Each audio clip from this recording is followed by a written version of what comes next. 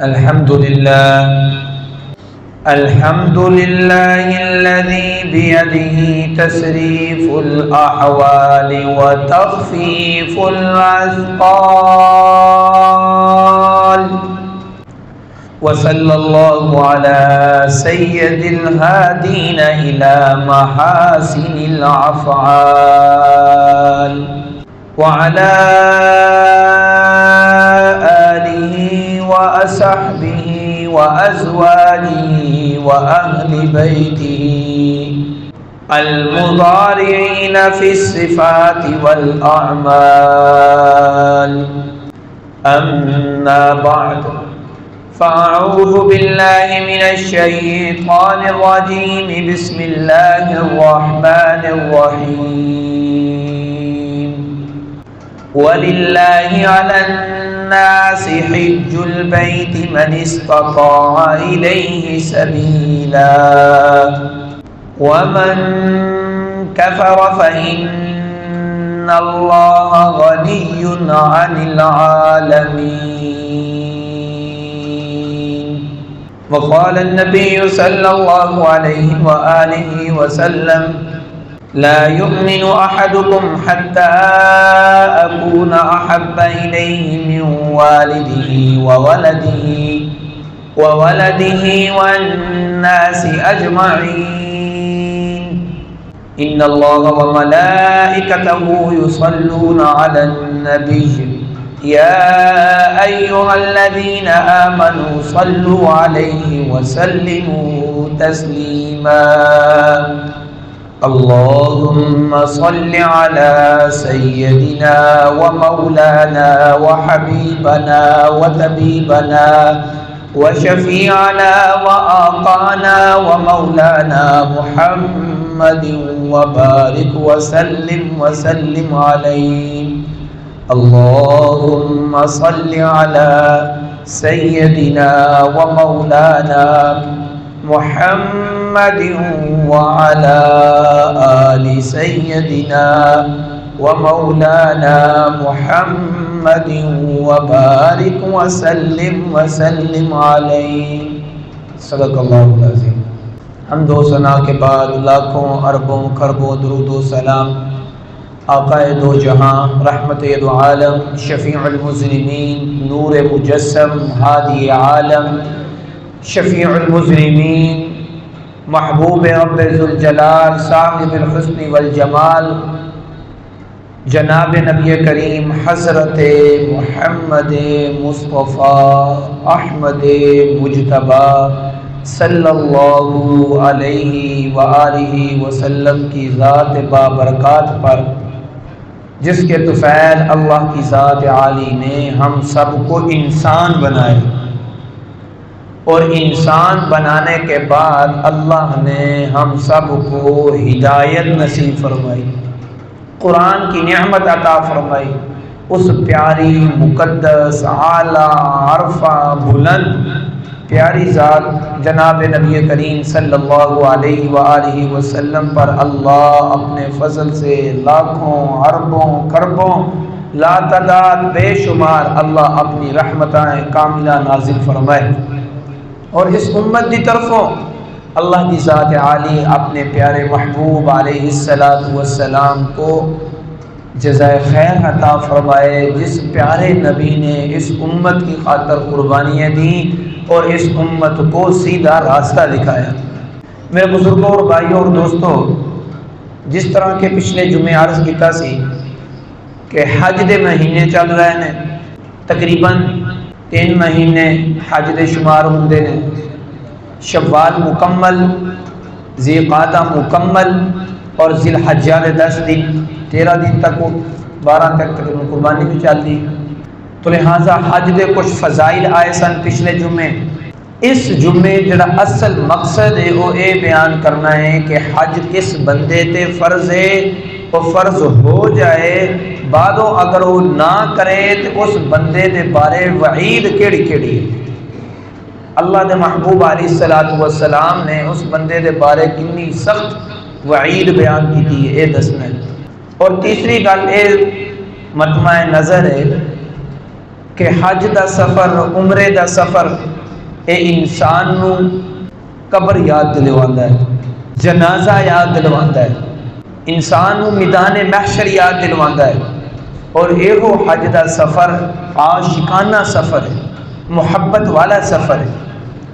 لہٰذا پہلی چیز کہ حج فرض کیڑے کیڑے لوگاں تو ہے، اور اگر نہیں کر دے تو وعیدات تین ہیں۔ میں ایک آیات مبارکہ تلاوت کی ہے، چوتھے پارے دی وَلِلَّهِ عَلَى النَّاسِ حِجُّ الْبَيْتِ مَنِ اسْتَطَاعَ إِلَيْهِ سَبِيلًا۔ اللہ تعالیٰ فرما رہے ہیں کہ لوگوں کے لیے، لوگوں کے ذمے لازم ہے کہ وہ بیت اللہ کا جا کر حج کریں۔ کن لوگوں پر لازم ہے؟ جن کو اللہ نے طاقت دی ہے۔ کس چیز کی طاقت دی ہے؟ راستے پر جانے کی، خرچے کی، مالی وسعت کی۔ اللہ نے جسے طاقت دی ہے اس کے ذمے فرض ہے کہ وہ جا کے بیت اللہ کا حج کرے، طواف کرے۔ پھر دیکھو، شاید کسی کے دل میں آئے یار ہم نہیں کرتے، اتنے پیسے خرچ کریں گے، ہم نہیں کرتے، اور لوگ کر رہے ہیں، ٹھیک ہے۔ اللہ نے فرمایا ٹھیک ہے نہ کرو۔ وَمَن كَفَرَ فَإِنَّ اللَّهَ غَنِيٌّ عَنِ الْعَالَمِينَ۔ اگر تم نہیں کرتے تو نہ کرو، اللہ کو تمہارے اس حج کی ضرورت نہیں، اللہ ساری دنیا سے بے نیاز، لم یلد ولم یولد، صمد ذات ہے۔ وَمَن كَفَرَ فَإِنَّ اللَّهَ غَنِيٌّ عَنِ الْعَالَمِينَ۔ جو انکار کر دے تو پکی ٹھکی گل ہے، اللہ دی ذات عالی اس تو بے پرواہ ہے، اللہ کو کوئی ضرورت نہیں اس کی حج دی، کر دے انکار۔ قرآن دی اس آیات مبارکہ تو حج فرض ہویا۔ پچھلے جو میں تھوڑا دسیا سی قصہ کہ حضرت ابراہیم علیہ السلام نے بیت اللہ دی تعمیر کی تھی، فرمایا اللہ تعمیر ہوگی، اب فرمایا لوگاں دے اندر آواز لگا دیو کہ لوگ اس بیت اللہ دے حج واسطے آن۔ یہ بڑا لمبی چوڑا مضمون ہے، مختصر ہی عرض کر سکتے ہیں بس۔ اور یہ بیت اللہ دا حج، ذرا غور کرنا، بیت اللہ دا حج امت محمدیہ نہیں کر رہی۔ حضرت آدم علیہ السلام تو لے کے آج تک جتنے لوگ گزرے نے سب بیت اللہ دا حج کرتے سن، سب، حتیٰ کہ قریش مکہ بھی کرتے سن۔ قریش مکہ جڑے نعوذ باللہ استغفر اللہ حضور علیہ السلام دی رسالت دا، نبوت دا انکار کرتے سن، وہ بھی بیت اللہ دا طواف کرتے سن، لیکن ہے بے عقل سن۔ کیوں؟ شریعت نہیں سی۔ اس لیے تو بزرگوں یاد رکھنا، یاد رکھنا، یاد رکھنا، انسان جتنا مرضی سمجھدار بن جائے، جتنا مرضی بڑا پیر، فقیر، درویش، قطب ابدال بن جائے، جب تک سرکار دا گنبد خضرا تو فیض نصیب نہ ہوئے انسان سیدھے راہ نہیں چل سکتا۔ یہ طے شدہ ہے۔ وحی الہی، وحی الہی دا اور سرکار دو عالم صلی اللہ علیہ وآلہ وسلم دے پیارے نورانی اعلیٰ مقدس آپ دے سینہ اطہر تو جڑا نور نکلا ہے، اس نور تو فیض نہ مل جائے انسان عقل دے ذریعے دین دے احکامات نہیں حاصل کر سکتا۔ وہ لوگ بھی حج کرتے سن، کیویں حج کرتے سن؟ ننگا۔ کوئی قریش مکہ حج کرتے سن، بیت اللہ دا طواف کرتے سن ننگا۔ پوچھا ننگا طواف کیوں کرتے جے؟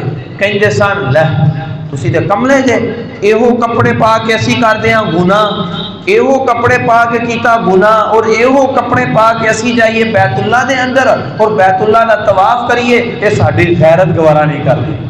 دیکھو عقل دیکھو، کپڑے پا کے کیتا گناہ، کپڑے لا کے سٹ دیتے، اسی ننگا طواف تا کر رہے ہیں جی یہ کپڑے جو گناہ کیتا ہے۔ او بھائی جڑے جسم نہ گناہ کیتا ہے وہ تے لئی پھر تے نال تے کپڑے لا کے سٹ چھڈے اور ننگا طواف کر رہے ہیں۔ یہ میں کیوں گل کیتی کہ وحی الہی دی ضرورت ہے۔ دیکھو اپنے آپ نو تے سمجھدار سمجھدے سن، لیکن وحی دا نور نہیں سی، سرکار دے دین دا نور نہیں سی۔ اے نور دے نہ ہون دی وجہ تو اتنی وڈی عبادت نو کس طریقے نال ادا کر رہے ہیں۔ تو لہذا سرکار دے دین دا نور ضروری ہے، وحی دا نور ضروری ہے۔ سرکار دے سینہ اطہر تو جو نور نکلیا اس نور تو فیض حاصل کرنا ضروری ہے۔ اور نور کی ہے آپ کی سنت، آپ دے طریقے، آپ دا دین، آپ دی اہل بیت، آپ دے صحابہ کرام، آپ دے ازواج مطہرات، انہاں دے طریقے سارا دا سارا سرکار دا نور ہی نور ہے، نور ہی نور ہے۔ تو قریش منگا ننگا طواف کرتے سن اور بت اندر رکھے ہوئے نے بیت اللہ دے اندر، اور عبادت اللہ بھی کر رہے ہیں۔ اتنی بڑی نعمت ہے۔ یہ دسنا یہ چاہ رہے ہیں کہ یہ بیت اللہ دا طواف یہ پہلی امتاں بھی کر دیاں رہی ہیں۔ جناب سیدنا آدم علیہ السلام نے بھی طواف کیتا، لیکن اس امت محمدیہ صلی اللہ علیہ وآلہ وسلم دے نال اللہ دی خاص کرم نوازی ہے کہ حج بھی فرض کیتا۔ فرض کرن دے نال نال اللہ نے یہ نہیں کیا کہ حج تے فرض ہو گیا ہے بیوی دا حق مار دیو، بچیاں نو روٹی نہ دیو، اور والدین نو بھوکا مارو، اور لوگاں دا حق دباؤ، اور سارے پٹھے کام کرو، اور پھر کہو میں حج نو جا رہا ہوں۔ ایسا حج فرض نہیں ہے۔ حج کس تے فرض ہے؟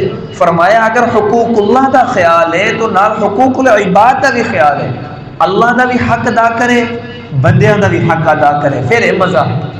اس وجہ تو کامل بندہ ہوئے، اللہ دا نیک بندہ ہوئے جڑا اللہ دا بھی حق ادا کرے، اللہ دے بندیاں دا بھی حق ادا کرے۔ اس وجہ تو فرمایا حج فرض ہے، لیکن کس تے فرض ہے؟ ذرا او سن لو۔ فرمایا اس بندے تے حج فرض ہے جس کو اللہ نے مال دیتا ہے۔ اچھا کتنا مال دیتا ہے؟ صرف ٹکٹ کا خرچہ موجود ہے؟ نہیں۔ فرمایا اللہ اتنا مال دیتا ہے کہ اگر اے آدمی حج دا سارا خرچہ پہلے زمانے کے اندر لوگ اونٹ تے بحری جہاز تے سفر کرتے سن، پہلے تے ایسا بھی یہ کتاباں دے اندر ملتا ہے، لوگ کسی کو اونٹ ادھار لے لیندے سن، چل یار اونٹ دے دے میں حج تو واپس آ کے تیرے اونٹ واپس کر دیاں، وہ دے دیتے سن۔ لیکن اج کل اس کا خرچہ ہوتا ہے۔ فرمایا اتنا خرچہ ہوئے کہ آن جان دا دونوں طرف دا خرچہ کول موجود ہوئے، جا رہے ہیں پیچھے اگر والدین نے، اگر پیچھے بیوی بچے نے، بیوی بچیاں نو سارا خرچہ دے کے جائے کہ میں حج تے جا رہا ہاں، میرے جان تو بعد اے خرچہ جڑا تہاڈا اللہ نے میرے ذمے لایا سی، اے خرچہ میں ادا کر کے جا رہا ہوں۔ دوسری شرط ہے، اور تیسری شرط یہ بھی ہے کہ راستہ بھی پرامن ہوئے، راستہ بھی پرامن ہوئے، اور انسان تندرست بھی ہوئے۔ ظاہر ہے پچھلے جمعے عرض کیتا سی، اے خیال غلط ہے، اے سوچ غلط ہے کہ پہلے بیٹیاں دی شادی کران دا، مکان بناواں دا، پھر حج نو جاواں دا، غلط خیال ہے۔ میں اس جگہ تے ایک بندہ موجود ہے، نام نہیں تذکرہ کرنا چاہ رہا، وہ آدمی حج کر کے آیا ہے، اس نے خود میں دسیا قاری صاحب میں قرض لے کر حج تے گیا سا، میں کچھ اپنی چیزاں بیچ کے حج تے گیا سا، لیکن میرے اللہ نے اتنا میرے تے کرم نوازی کی تھی، اللہ نے میرا قرضہ بھی اتار دیتا، اور جتنا میں چیزاں بیچ کے گیا سا اللہ نے دنیا میں عطا بھی فرمائی تھی۔ اس وجہ تو میں عرض کیتا سی پوری دنیا دے اندروں کوئی مثال ایسی نہیں ملے دی جڑا بندہ اے کہے کہ یار میں حج کیتا ہے تے میں غریب ہو گیا ہوں، نہیں ملے دی۔ لیکن ایویں دیاں مثالاں کئی مل جاندیاں جڑے کہن دے حج کیتا ہے اللہ نے رزق دے اندر بھی، جان مال اولاد دے اندر اللہ نے برکت پائی دی۔ ایسیاں مثالاں بہت زیادہ مل جاندیاں، اپنے علاقے دے اندر مل جاندیاں۔ تو فرمایا اپنی بیوی بچے نو خرچہ دے کر جائے، آن جان دا راستہ موجود، پرامن ہوئے، اتھے جتنے دن رہنا ہے اتنے دن دا خرچہ کول موجود ہوئے، اے نہیں کہ اتھے جا کے منگنا شروع کر دے۔ جیسے پچھلے جمعے حدیث بیان کیتی سی، فرمایا بعض لوگ حج دے اس نیت تے جان دے کہ اتھے جا کے پیسے منگن دے تاکہ واہ ریال مل جان دے، پیسے مل جان دے، جیبی بھر کے واپس آ جان دے۔ فرمایا قیامت دی علامات دے اندروں ایک علامت یہ بھی ہے کہ ہاتھ نہ منگے، اللہ کو دعا کرے، جتنا اللہ نے وسعت دیتی ہے نال لے کے جائے اپنا زاد راہ۔ اے سرکار دے زمانے دے اندر بھی کچھ لوگ ایسے سن، دوسرے پارے دے اندر تذکرہ ملتا ہے، کوئی سامان نہیں نال لینا، کوئی کھان پین دی چیز نہیں لینی، بس خالی ہاتھ حج نو جا رہے ہیں، پھر راستے دے اندر جا کے لوگوں کو مانگتے سن، دے دیو دے دیو دے دیو دے دیو۔ اللہ نے فوری قرآن اتاریا اور فرمایا وَتَزَوَّدُوا فَإِنَّ خَيْرَ زَادِ التَّقْوَىٰ، اپنا سامان سارا نہ لے کر جاؤ کھان پین والا، اگر نہیں لے جان دے تو فرمایا پھر لوگوں کو سوال کیوں کر دیں، پھر لوگوں کو سوال کیوں کر دیں؟ تو فرمایا اتھے جتنے دن رہنا ہے وہ سارا خرچہ کول موجود ہوئے۔ اگر یہ شرطاں موجود نے پھر انسان دے اتنے حج فرض ہے، اگر نہیں کرتا گناہگار ہے۔ اور یہ یاد رکھنا اگر زندگی کے اندر ایک دفعہ حج فرض ہو گیا ہے اور یہ نہیں اس نے کیتا پھر ان دے ذمے تو ساقط نہیں ہوئے گا۔ یہ کوئی مت سمجھے چلو یہ پیسے آئے سن میرے کو زندگی کے اندر کہ میں نہیں کیتا ہوں پیسے ختم ہو گئے نے، چلو ہوں کام کھاتا ختم، یہ کوئی کھاتا ختم کو نہیں، یہ کرنا ہی پائے گا۔ حتیٰ کہ اگر انسان مالدار ہے اس نے ذمے حج فرض سی مر رہا ہے، اس نو چاہیے اپنے بیٹیاں نو وصیت کر دے کہ پتر میرے ذمے حج فرض سی میں نہ کر سکیا، میری جائیداد دے اندروں میرے بدلے دے کسے بندے نو حج بدل کروا دینا، یہ وصیت کرنا ضروری ہے۔ جی ہاں اگر وہ مالدار ہے تاکہ اس دے بدلے انہاں بیٹا حج کر دے کوئی مسئلہ نہیں، کسی اور نو حج کروا دے کوئی مسئلہ نہیں، تاکہ اس نے ذمہ فرض ساقط ہو جائے، جان نہیں چھوٹے گی۔ اور بھائی حج اتنا بڑا رکن ہے، صحیح مسلم دی روایت ہے، آپ نے فرمایا اسلام دے 5 رکن نے رکن، اور ایک روایت دے اندر فرمایا وحج البیت، اور فرمایا اسلام دا چوتھا رکن بیت اللہ دا حج۔ بڑی چٹکی جی مثال ہے، سرکار نے سمجھایا فرمایا اے چھت دے اے 4 دیواراں نے، جب تک اندے چوں کوئی دیوار بھی نکل جائے دیوار دے ڈگن دا خطرہ رہندا ہے، ڈگ نہ پوے۔ فرمایا ایویں ہی جب تک اسلام دے سارے ارکان نو انسان عمل نہ کرے انسان دا دین کامل نہیں ہو سکتا، انسان دا دین کامل نہیں ہو سکتا۔ اس وجہ تو حج اسلام دا رکن ہے، بہت بڑا رکن ہے۔ فرمایا حج فرض ہے، اگر نہیں کرتا گناہگار ہے۔ اور اس طریقے دے نال ایک اور مقام تے اللہ دی ذات علی فرما رہے ہیں وَأَنفِقُوا فِي سَبِيلِ اللَّهِ وَلَا تُلْقُوا بِأَيْدِيكُمْ إِلَى التَّهْلُكَةِ، فرمایا کہ اے لوگو اللہ کے راستے میں خرچ کرو اور اپنے آپ کو ہلاکت میں مت ڈالو۔ مفسرین نے لکھا ہے اس آیت ضمن کے اندر فرمایا اس کو مراد اللہ دا حق ہے، اور اللہ دا حق کی ہے بیت اللہ دا حج کرنا، زکوٰۃ ادا کرنا، اور جتنے اللہ نے دوسرے حق ذمے لائے نے مالی اس تو خرچ کرنا، اے اللہ دا حق۔ اگر کوئی بندہ نہیں کر رہا تو گویا کہ اللہ کہہ رہا ہے کہ اے بندہ اپنے آپ نو ہلاکت دے اندر پا رہا ہے۔ وَلَا تُلْقُوا بِأَيْدِيكُمْ إِلَى التَّهْلُكَةِ، اپنے آپ نو ہلاکت دے اندر نہ ڈالو، اللہ دا حق ادا کر دیو۔ حق کی ہے بیت اللہ دا حج، زکوٰۃ مال اللہ نے دیتا ہے زکوٰۃ دے دیو، اگر نہیں دے دا کوئی مسئلہ نہیں، فَإِنَّ اللَّهَ غَنِيٌّ عَنِ الْعَالَمِينَ، اللہ تیری میری زکوٰۃ تو بے نیاز ہے، حج تو بے نیاز ہے، کوئی مسئلہ نہیں۔ اللہ کی ذات علی دا حق ادا نہیں کر رہا، اللہ میاں چور صاحب نو بھیجن دے، سارا مال آئے دا اور سارا لے کے چلا جائے، اللہ آفت بھیجن دے، اللہ کیس بنان دے اور سارا مال کیس زمین زمونہ دے جھگڑے لڑائی فساد رشوت خوری تے لگ جائے دا، ہاتھ خالی ہو جاندے، اللہ دا فرض بھی رہ گیا اور اپنے آپ کو ہلاکت دے اندر بھی اس نے ڈال دیتا۔ ایہو اللہ دا قرآن کہہ رہا ہے وَأَنفِقُوا فِي سَبِيلِ اللَّهِ وَلَا تُلْقُوا بِأَيْدِيكُمْ إِلَى التَّهْلُكَةِ، کہ اللہ کے راستے میں خرچ کرو اور اللہ کا حق ادا کرو اور اپنے آپ کو ہلاکت میں مت ڈالو۔ ہلاکت میں کیا ہے کہ اللہ کا حق ادا نہ کرنا، اور حق آ گیا بیت اللہ کا حج اور زکوٰۃ ادا کرنا، یہ اللہ کا حق ہے۔ میں بار بار عرض کرتا ہوں بھائیو، نیک آدمی وہ ہے، کامل آدمی وہ ہے، میرا لباس پہننے سے، ٹوپی لینے سے، داڑھی رکھنے سے، عمرہ کرنے سے میں نیک نہیں بنتا، صاف بات ہے۔ نیک اس وقت بنوں گا جب میں بندوں کا بھی حق ادا کروں اور اللہ کا بھی حق ادا کروں، حقوق اللہ کا بھی خیال رکھوں اور حقوق العباد کا بھی خیال رکھوں۔ اے نہیں کہ حقوق العباد تباہ کیے جا رہا ہوں اور رات کو 4 بجے اٹھ کے اللہ کے سامنے رو رہا ہوں اللہ تیری بڑی مہربانی میرا یہ کام کر دے، اور اللہ بھی کہہ رہے ہوں گے جاؤ جس کا حق مارا ہے پہلے بیوی کا حق ادا کر کے آؤ، جاؤ بچے گھر بھوکے سوئے ہوئے ہیں ان کو روزی دو پہلے۔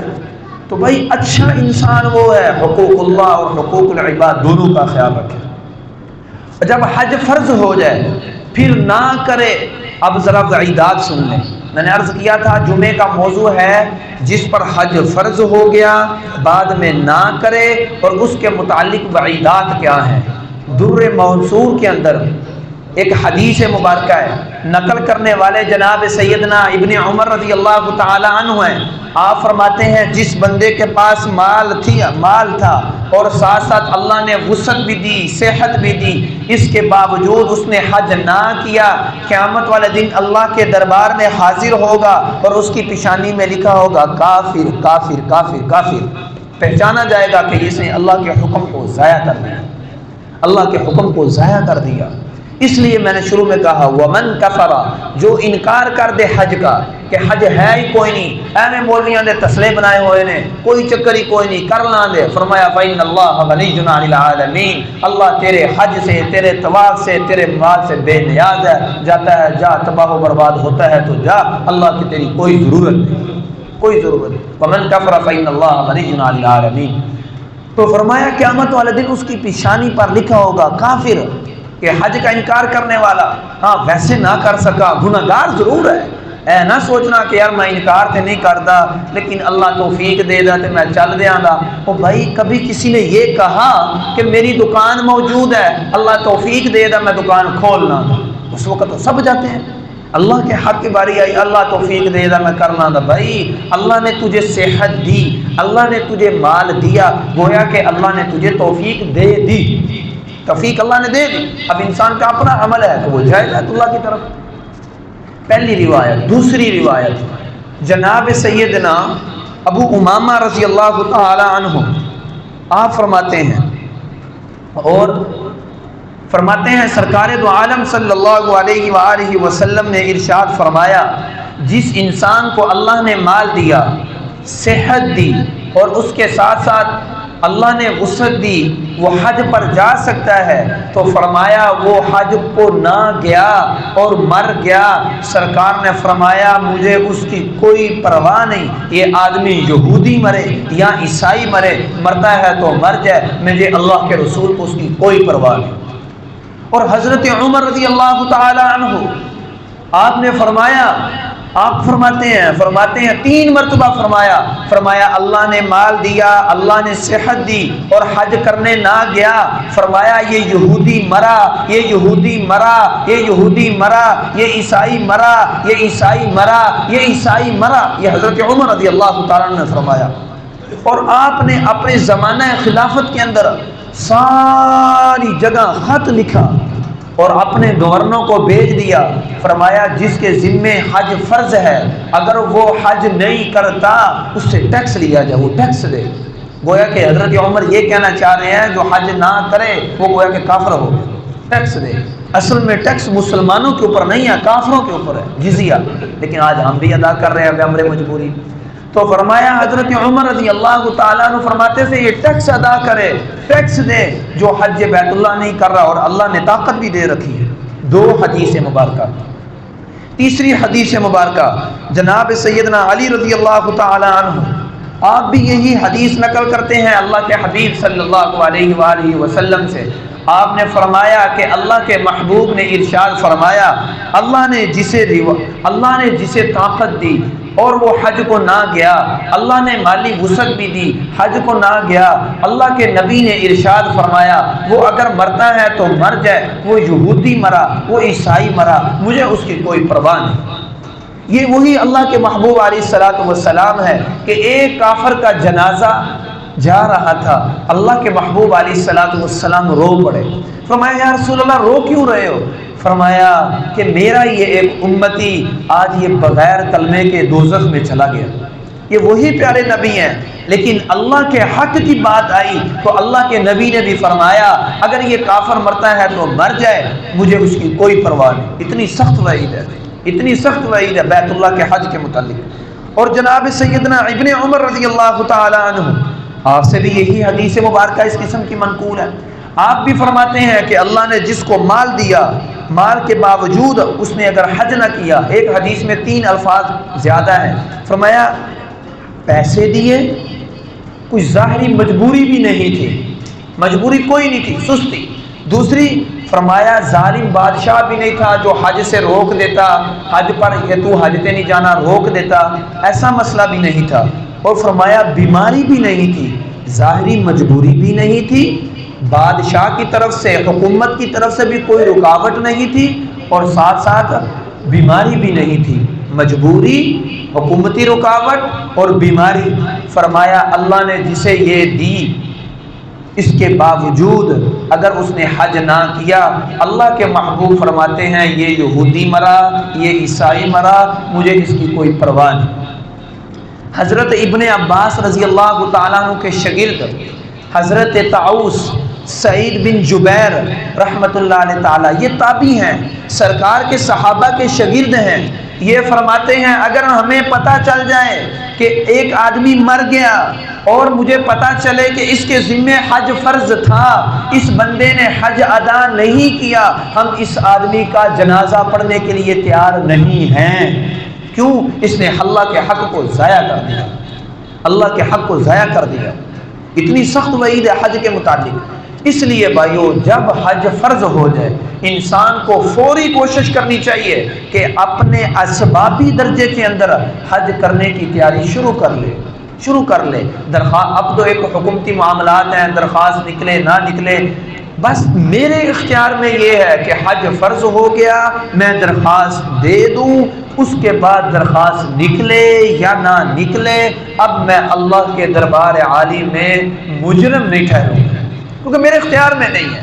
جتنا میرے اختیار میں تھا میں نے کوشش کی، اللہ اب نہیں کام بنا، اب اللہ معاف فرما دے۔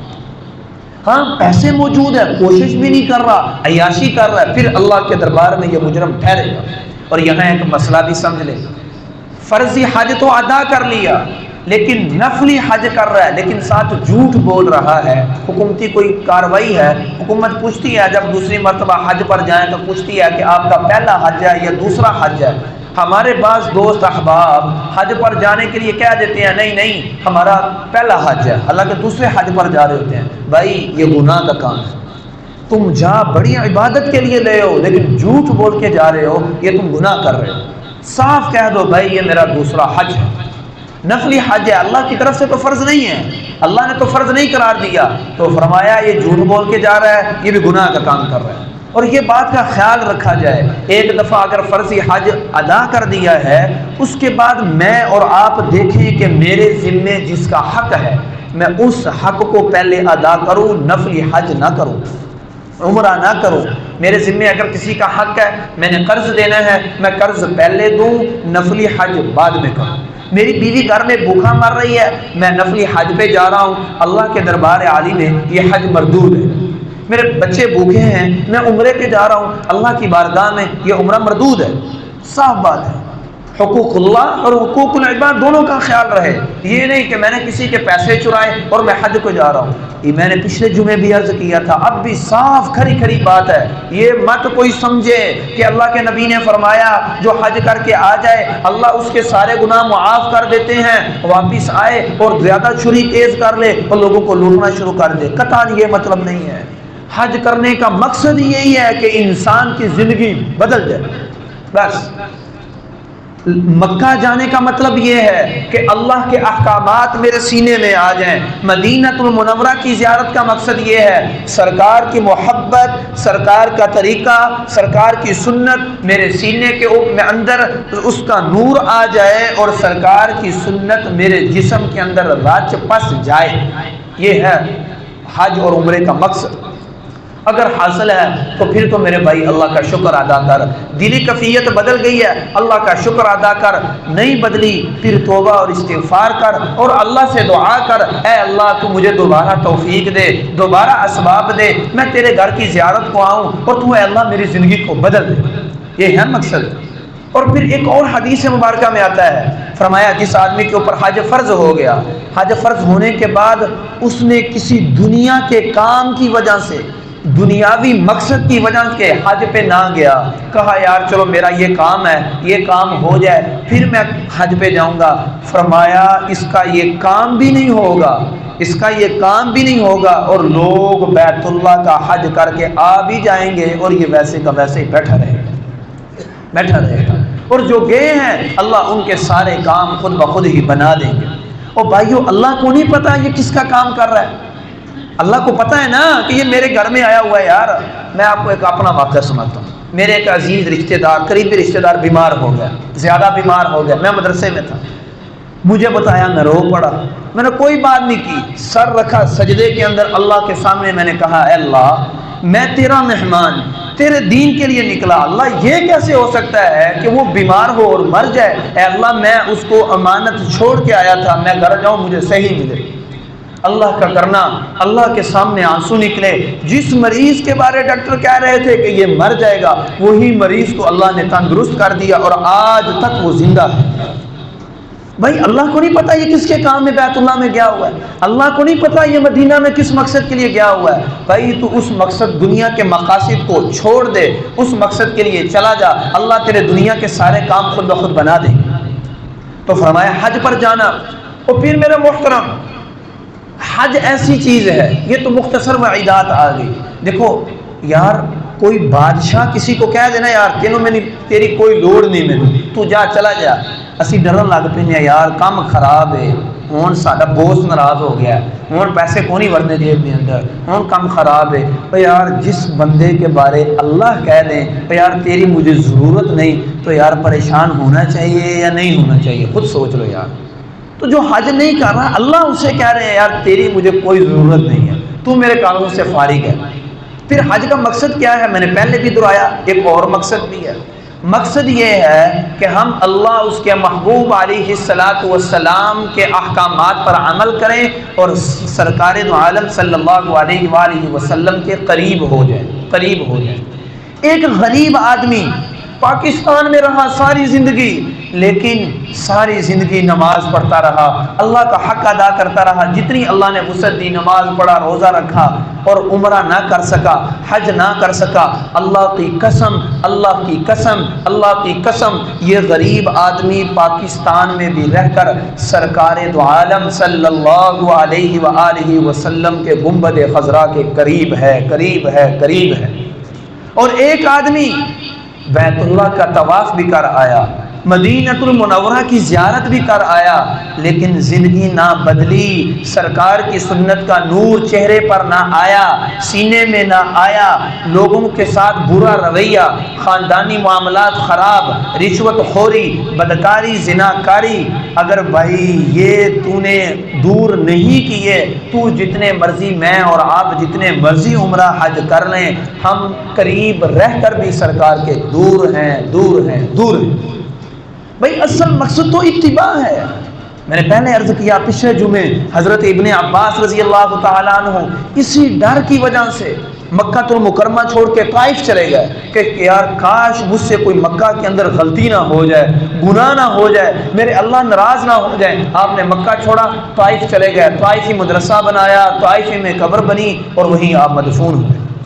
تو بھائی اصل سرکار کی زندگی کا نور ہے، نور وہ انسان کی زندگی کے اندر آ جائے، یہ ہے سفر کا مقصد۔ پھر میں نے عرض کیا کہ یہ حج کا سفر، یہ عمرے کا سفر دو چیزوں کا نمونہ ہے، ذرا غور کرنا، بڑا دلچسپ باتیں ہیں یہ، دو چیزوں کا نمونہ ہے یہ۔ پہلی چیز قبر کا نمونہ ہے، موت کا نمونہ ہے۔ دوسری چیز یہ عشق و محبت کا سفر ہے۔ پہلی چیز یہ قبر اور موت کو یاد دلاتا ہے، دوسری چیز یہ عشق اور محبت کا سفر ہے۔ یہ دو چیزیں ہیں عمرے اور حج کے سفر کے اندر۔ پہلی چیز بیان کرتے ہیں کہ یہ عمرے کا سفر، یہ حج کا سفر، یہ موت یاد دلواتا ہے۔ دیکھو میرے بھائیو، جب انسان مر جاتا ہے نا، مر جاتا ہے، بعض لوگ تعزیت کے لیے آتے ہیں، تعزیت کے لیے آتے ہیں، گھر میں آئے ٹھیک ہے یار اللہ رکھا، اسی جا رہے ہیں، اللہ انہیں بخشش کرے کہہ کے چلے گئے۔ بعض لوگ کیا کرتے ہیں، جنازہ پڑھ کے چلے گئے۔ بعض لوگ کون سے ہیں، نہیں قبر میں اتار کے چلے گئے۔ ایسے ہی بھائیو آپ دیکھ لو، حدیث کی تشریحات بڑی ہوئی ہے، بزرگان دین نے کتابیں میں لکھا ہوا ہے، ایسے ہی عمرے کا سفر ہے۔ پھر جب انسان مر جاتا ہے نا، اس کے رشتہ دار اسے دور چھوڑ آتے ہیں، جنازہ دور لے جاؤ، دور لے جاؤ۔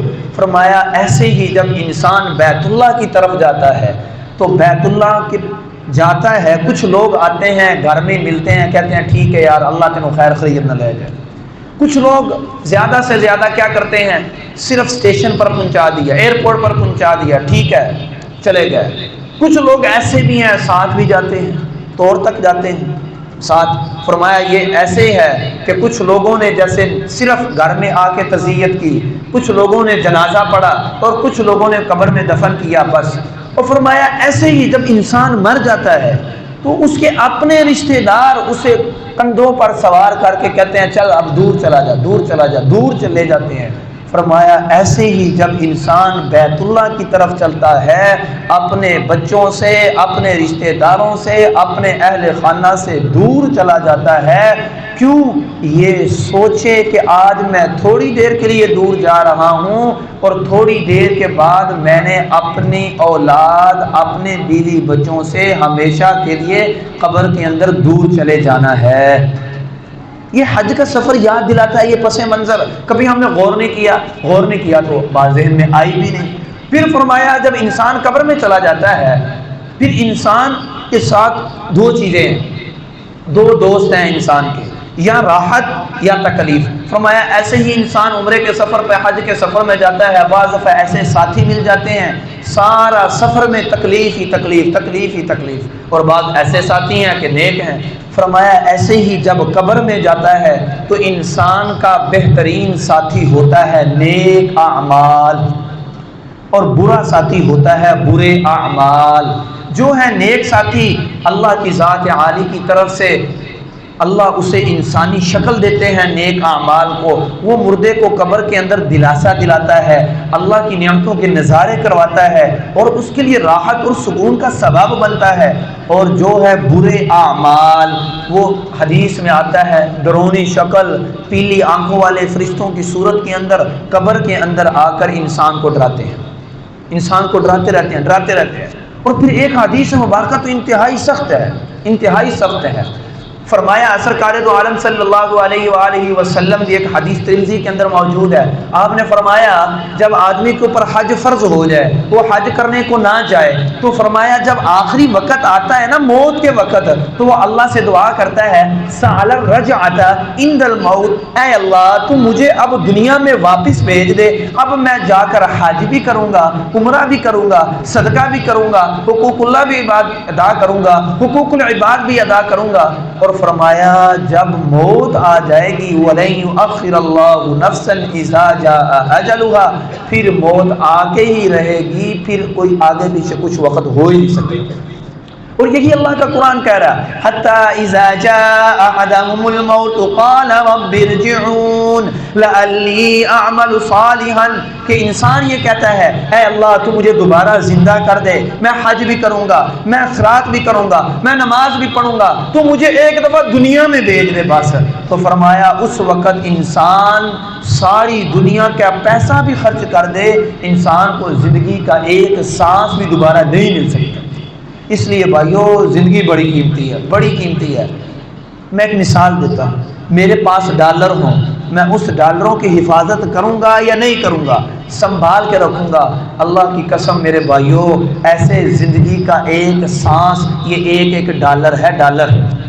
بات صرف اتنی ہے یہ ڈالر ہے دنیا کے، اس کی قیمت دنیا کی منڈی کے اندر ہے، اور یہ سانس ہے جو اس سے نیک اعمال کیے، ان ڈالروں کی جو منڈی ہے وہ آخرت کی منڈی ہے، یہاں اس کی قدر و قیمت نہیں۔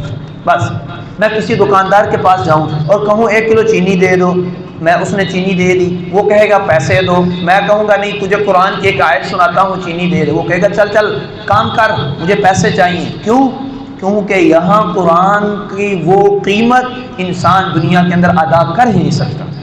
تو فرمایا ایسے ہی میرے بھائیوں یہ جو زندگی کے سانس ہے نا، اس کی کوئی قیمت نہیں ہے دنیا، یہ طے شدہ ہے، یہ قرآن میں بھی ہے، یہ قرآن میں بھی ہے کہ انسان آخری وقت ساری دولت بھی دے دے کہ زندگی کا ایک سانس مل جائے، فرمایا جو اللہ نے اب دے رکھا ہے یہ دوبارہ نہیں مل سکتا۔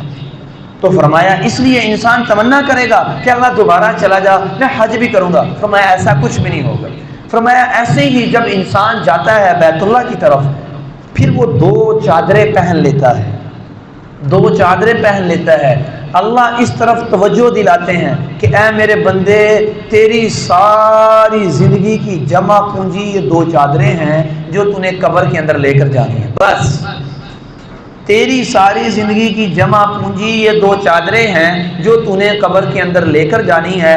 اب ذرا تو اس کو سوچتا رہے ساتھ، گویا کہ اب تو نے کفن پہن لیا ہے، اب تو نے کفن پہن لیا ہے، اب آخرت کو سامنے رکھ، اپنے گھر سے دور، بچوں سے دور، اب سوچ کے ایک دن ہمیشہ کے لیے میں اپنے بیوی بچوں سے دور نکل جاؤں گا۔ آج پھر دیکھو انسان یہ سمجھتا ہے خوشبو لگائے گا، داڑھی کو کنگھا کرے گا۔ اب جب احرام باندھ لیا، فرمایا کنگھا نہیں کر سکتا، تیل نہیں لگا سکتا، خوشبو نہیں لگا سکتا۔ کیوں؟ بھائی اللہ کے سامنے فقیر اور ملنگ اور درویش بن کے آئے۔ جیسے قبر کی مٹی انسان کے حسن کو ختم کر دیتی ہے، انسان کے لباس کو ختم کر دیتی ہے، فرمایا اس طرح بیت اللہ کا سفر بھی انسان کی ہر چیز کو ختم کر کے قبر کی یاد دلاتا ہے۔ کہ تیرے سامنے قبر آ جائے، قبر سوچنا شروع کر دے یار یہ تو میں نے کفن پہن لی ہے، میں کر کیا رہا ہوں، تو فرمایا تیرے اعمال اچھے ہو جائیں۔ اس لیے یہ احرام کی چادریں اللہ نے تجھے تیری زندگی میں پہنائی کہ تو بندے کا پتر بن جائے، آئندہ تو بار خرابی نہ لائے۔ فرمایا اس لیے یہ احرام کی چادریں ہیں۔ پھر ذرا غور کرو، جب انسان کسی بادشاہ کے پاس جاتا ہے تو پھر ڈر کے جاتا ہے اور یار کوئی غلطی نہ ہو جائے، کوتاہی نہ ہو جائے۔ تو اللہ نے حکم دیا جب بیت اللہ کی طرف جاؤ نظریں جھکا کے جاؤ، جسم کے اندر کپ کپی ہو کہ میں اللہ کے سامنے حاضر ہو رہا ہوں۔ ایسے ہی قیامت والے دن اللہ مجھے پوچھیں گے ذرا بتا دنیا کے اندر تو کیا کر کے آیا ہے؟ اقرا کتابک کفا بنفسک اليوم علیک حسیبا، یہ تیرا اعمال نامہ ہے، ذرا اسے پڑھ لے تو دنیا میں کیا کر کے آیا ہے۔ تو فرمایا بیت اللہ کی طرف جا رہا ہے، یہ ذرا سوچ تو صحیح کہ یار تو ڈر کے جا، کام کے جا، یار میں بادشاہ کے سامنے حاضر ہو رہا ہوں، بیت اللہ کی طرف حاضر ہو رہا ہوں۔ ذرا مثال سمجھنا، میرے گھر میں کوئی آتا ہے، وہ گھر کا احترام نہیں کرتا، وہ میری وجہ سے میرے گھر کا احترام کرتا ہے کہ یار یہ فلاں کا گھر ہے، یہ وزیر کا گھر ہے۔ ایسے میرے بھائیوں ہم بیت اللہ کا احترام کرتے ہیں اللہ رب العزت کی وجہ سے کرتے ہیں، یہ میرے پیارے مولا کا گھر ہے۔ تو فرمایا ڈر کے چلے کہ شاید ایسے ہی قیامت والے دن میرا اللہ مجھے کھڑا کرے گا اور پوچھے گا بتا کتنی نمازیں پڑھی ہیں، کتنی رشوت لی ہے، کتنی بددیانتی کی ہیں، کتنی بدکاریاں کر کے آیا ہے، حق ادا کیا ہے۔ فرمایا ایسے اللہ پوچھے گا، لہذا بیت اللہ میں جا رہا ہے، جا کے سچے دل سے توبہ کر کے آ جا، اے اللہ آئندہ کے بعد میں انہیں سارے کام چھوڑ دی، اے اللہ میری لذتیں فنا ہو گئی، اے اللہ بس تو مجھے توفیق دے دے، اے اللہ میں تجھ سے دعا کرتا ہوں، اے اللہ میری لذتوں کو تو ختم کر دے، میری عیاشی کو ختم کر دے، اے اللہ میں مسکین فقیر ہوں، میں یہ نہیں کہتا میں گناہ نہیں کروں گا، گناہ ضرور کروں گا، اے اللہ میں پھر توبہ کر لوں گا، اے اللہ تو میری توبہ کو پکا کر دے۔ تو فرمایا یہ بیت اللہ کا سفر انسان کو موت کی یاد دلاتا ہے۔ تو یہ ہے میرے محترم بیت اللہ کے سفر کا اصل مقصد۔ اگلا انشاءاللہ جمعہ آئے گا کہ بیت اللہ کے اندر عاشقانہ ایک بیت اللہ کے سفر کے اندر محبت چھپی ہوئی ہے، عشق چھپا ہوا ہے۔ جتنا بھی کمزور انسان ہے پہلے جانے کو دل نہیں بھی کر رہا، لیکن جب چلا جائے گا بعد میں کہے گا یار اب بار بار جاتا رہوں۔ یہ کون ہے؟ یہ اندر عشق کہتا ہے بار بار جا۔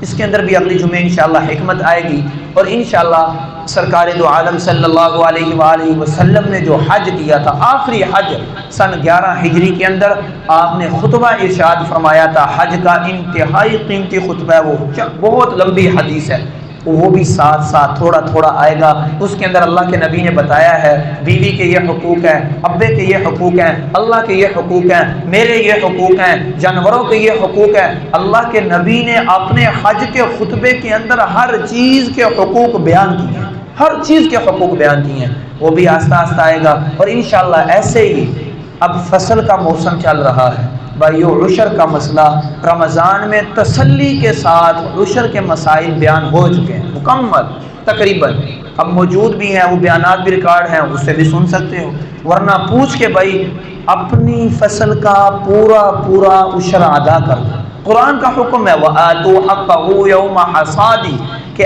جس دن کھیتی کو کاٹو اس دن اللہ کا حق ادا کر دو۔ اگر بھائیوں نہیں کرو گے، بات ہے صاف دو نو ٹوک، پھر اللہ بارش بے موسمی کریں گے، پھر ہوائیں تیری میری مخالفت کریں گی، پھر تیری میری فصل تباہ ہوگی، پھر زمین کے اوپر برف باری ہوگی، پھر فصل بالکل ستیہ ناش ہو جائے گی، پھر تیرا ٹھیکہ پورا نہیں ہوگا، تیرا پانی کا خرچہ پورا نہیں ہوگا، تیری مزدوری پوری نہیں ہوگی، کیونکہ تو نے اللہ کی مزدوری عشر پوری ادا نہیں کی، تو پھر اللہ تیری مزدوری بھی ادا نہیں کریں گے۔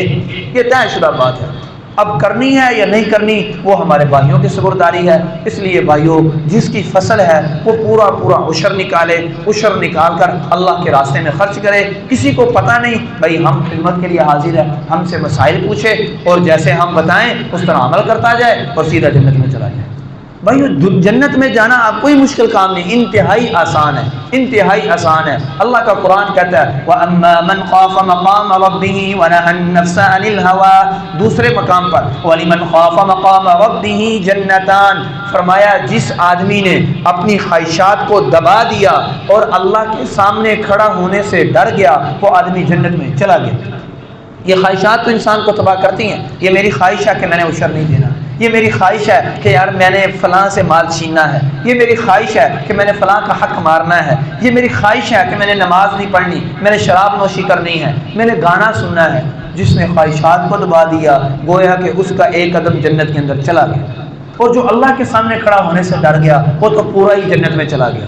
اللہ دنیا کے اندر ہی اسے جنت کے مزے عطا فرما دیں گے۔ اللہ سے دعا ہے کہ اللہ کی ذات عالی ہم سب کو اپنے محبوب علیہ الصلوۃ والسلام کی کامل اتباع کرنے کی توفیق نصیب فرمائے۔ وما علینا الا البلاغ۔